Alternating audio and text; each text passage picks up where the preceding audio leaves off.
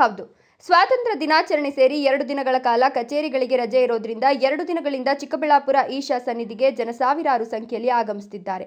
4 ರಸ್ತೆಗಳು ಸಂಚಾರ ಜಾಮ್ ಆಗಿಬಿಟ್ಟಿದೆ. ಹೇಗೋ ಸಂಚಾರ ದಟ್ಟಣೆಯಿಂದ ಹೊರಬಂದ ಯುವ ಜೋಡಿಯರಿದ್ದ ಬೈಕ್ಗೆ ಚಿಕ್ಕಬಳ್ಳಾಪುರ ಹೊರವಲಯದ ರಾಷ್ಟ್ರೀಯ ಹೆದ್ದಾರಿಯಲ್ಲಿ ವೇಗವಾಗಿ ಹಿಂದಿನಿಂದ ಬಂದ ಲಾರಿ ಡಿಕ್ಕಿ ಹೊಡೆದ ಪರಿಣಾಮ ಇಬ್ಬರು ಸ್ಥಳದಲ್ಲಿಯೇ ಮೃತಪಟ್ಟಿದ್ದಾರೆ. ಈಶಾಗೆ ಹೋಗೋ ರಸ್ತೆ ಲಿಂಗಶೆಟ್ಟಿಪುರದ ಹತ್ತಿರ ನಡೆದ ಈ ಭೀಕರ ರಸ್ತೆ ಅಪಘಾತದಲ್ಲಿ ಉತ್ತರ ಪ್ರದೇಶ ಮೂಲದ ಯುವಕ-ಯುವತಿ ದಾರುಣ ಸಾವಿಗೆ ಕಾರಣರಾಗಿದ್ದಾರೆ. ಡಿಕ್ಕಿ ಹೊಡೆದ ರಭಸಕ್ಕೆ ಬೈಕ್ನಲ್ಲಿದ್ದ ಇಬ್ಬರು ಕೆಳಕ್ಕೆ ಬಿದ್ದು ಅವರ ಮೇಲೆ ಚಕ್ರ ಹರಿದ ಪರಿಣಾಮ ಮೆದುಳು ಹೊರಗೆ ಬಂದು ರಸ್ತೆಯೆಲ್ಲ ರಕ್ತಮಯವಾಗಿ ಹೋಗಿದೆ. ಸರ್, ಇವತ್ತು ಬಿಂದಿ ಹುಡುಗರು ಈಶಾ ಫೌಂಡೇಶನ್ ಅಂತ ಬಂದಿದ್ದಾರೆ. ಬಂದಿದ್ದರಲ್ಲಿ ಲಾರಿ ಒಂದು ಸ್ಪೀಡಾಗಿ ಬಂದು ಇಲ್ಲಿ ಯಾವುದೇ ಸಿಗ್ನಲ್ ಇಲ್ಲ, ಒಂದು ಫ್ಲೇವರ್ ಇಲ್ಲ, ಒಂದು ಸರ್ವಿಸ್ ರೋಡ್ ಇಲ್ಲ.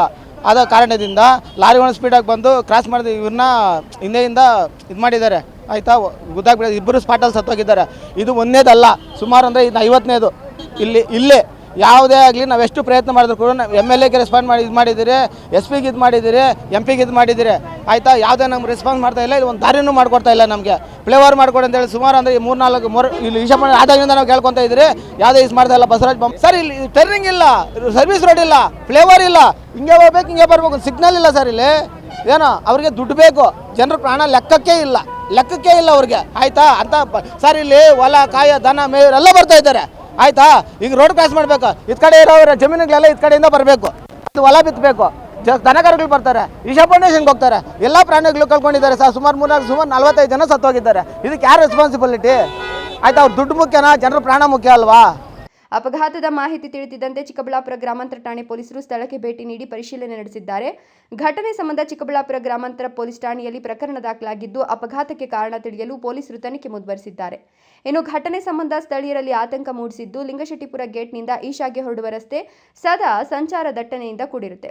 ವಾಹನದ ಸಂಚಾರದ ವೇಳೆ ಕೆಲವರು ವೇಗವಾಗಿ ಚಲಿಸುತ್ತಾರೆ. ಹೆದ್ದಾರಿಯಲ್ಲಿ ಇತರ ವಾಹನಗಳ ಓಡಾಟವೂ ಹೆಚ್ಚಾಗಿರುತ್ತೆ. ಆದ್ದರಿಂದ ಜಿಲ್ಲಾಡಳಿತ ಪರ್ಯಾಯ ವ್ಯವಸ್ಥೆ ಕಂಡುಕೊಳ್ಬೇಕು ಅಂತ ಒತ್ತಾಯಿಸಿದ್ದಾರೆ. ಬೆಳಗ್ಗೆಯಿಂದ ಇದು 2ನೇ ಆಕ್ಸಿಡೆಂಟ್ ಸರ್. ಬೆಳಗ್ಗೆಯಿಂದ